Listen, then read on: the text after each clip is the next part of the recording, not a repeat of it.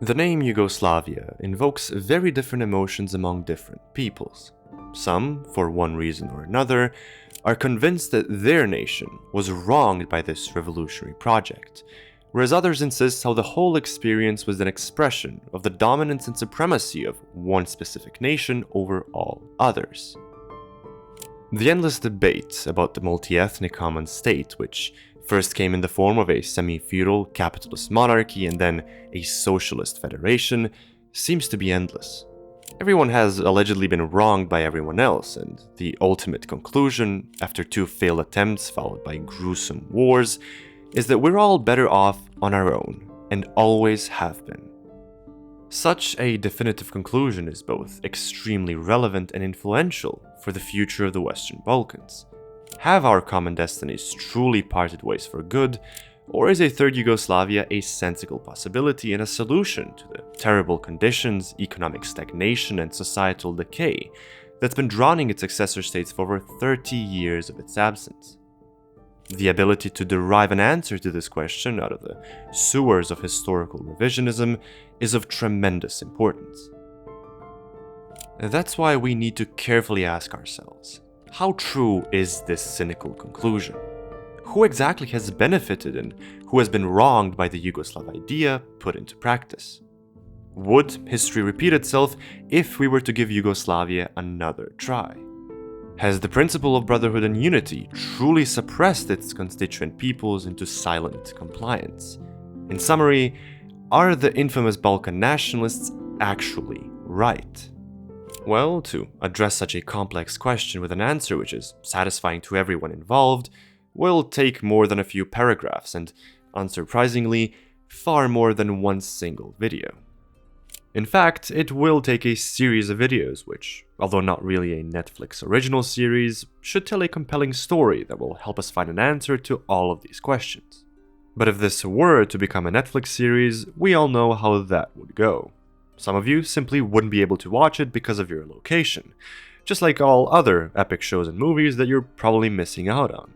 But don't worry, because Surfshark VPN, the sponsor of today's video, has a solution for you. Surfshark not only allows you to safely browse the internet by protecting your privacy and hiding your IP address, but also helps you to bypass all of Netflix's geo-restrictions and watch content that may be otherwise unavailable in your country. And if there's something that sounds even better than bypassing restrictions, then that's changing your device's location and getting cheaper prices for plane tickets, hotel rooms, online stores, subscription services, you name it. And if that wasn't enough, you'll also get their extra subscription pack Surfshark One, which has even more awesome features like Surfshark Alert, which helps you stay informed about who might be using and stealing your online data in real time. So make sure to grab their special holiday offer and enjoy up to 6 months of free access with the code BalkanOdyssey and the link in the description. And don't let predatory pricing or geo restrictions prevent you from enjoying the things you like. Big thank you to Surfshark for sponsoring, and now back to the video. To find a scientific and intellectually honest answer to these concerns, we'll need to take a look at the experiences of each of the Yugoslav peoples throughout the tumultuous 20th century. A retrospective on their position before, during, and after Yugoslavia. Only by analyzing all three of these eras, comparing their balance sheets and results, and putting all of them combined into perspective, can we hope to accomplish such a task. And the resolution that we might reach in the end will be of tremendous importance for our individual and collective futures. Now, as you have noticed by the runtime of this video, there's no way in hell I can manage this in a single swoop. That's why you can expect the following.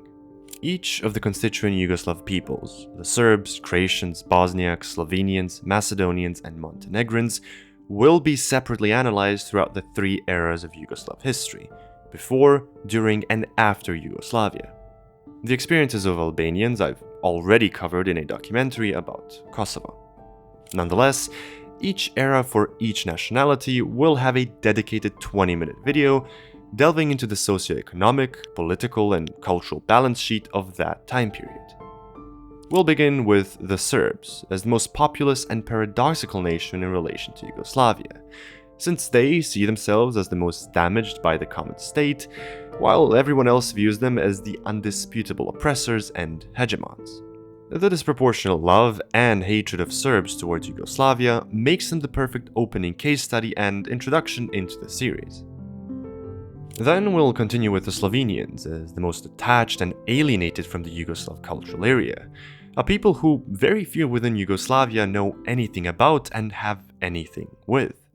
Their curious involvement in the national liberation struggle, industrial and economic superiority over the rest of the country, and hastened abandonment of the common state is bound to provide for an interesting discussion. Furthermore, we'll cover the Croatians, as the nation which is undoubtedly most repulsed towards the name Yugoslavia, and overwhelmingly deem themselves to be victims of Serbian hegemony, which will be interesting to contrast to their initial inception of the Illyrian and Yugoslav movements that they used to spearhead with great fervor, but now detest and discard with all their might.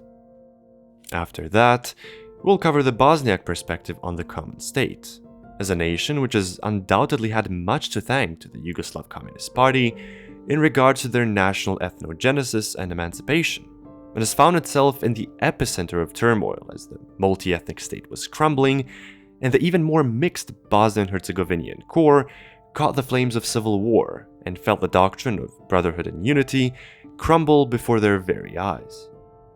Then, with a reference to the most recent video preceding this one, we'll continue with the Macedonians and their experience of national emancipation and ethnogenesis, which eventually seized and, one could argue, backfired with the death of Yugoslavia. Their position as one of the most underdeveloped and neglected republics in terms of economic growth and investment will shed light onto one of the most important problems with the pan-Yugoslav concept itself, and help us see the cracks of the very unstable foundation upon which it was all constructed. And last but not least, we'll take a look at the Montenegrin perspective onto the birth, growth, and death of Yugoslavia, the standpoint of the nation which stayed under the Yugoslav name together with Serbia until the very end, and played no small role in the tradition of resistance and national liberation of the Yugoslav peoples against foreign occupation. Thus, with 6 nations and 18 exciting videos to go, we'll undoubtedly be able to put an end to a decade-long discussion about the merits and flaws of the Yugoslav experience. We'll finally be able to reconcile the bickering of stubborn nationalists against seemingly naive Yugo-nostalgics, and finally answer the burning questions that might as well determine our destinies in more ways than we can imagine. Did we really need Yugoslavia at the point in time when it was created? Should any of us have done things differently and never engaged with the shared ideology in the first place? And what is to be done when history once again knocks at our door and poses us with a dilemma? To reincarnate Yugoslavia or bury that idea into the Museum of History? So make sure to subscribe and stay notified in the following months as we delve into one of the most divisive subjects of the 20th century. Thank you for watching, and thank you again to Surfshark for sponsoring this video. Don't forget to check out their special holiday offer with the link in the description and get up to 6 months of free access to all of Surfshark's features. Have fun and stay tuned.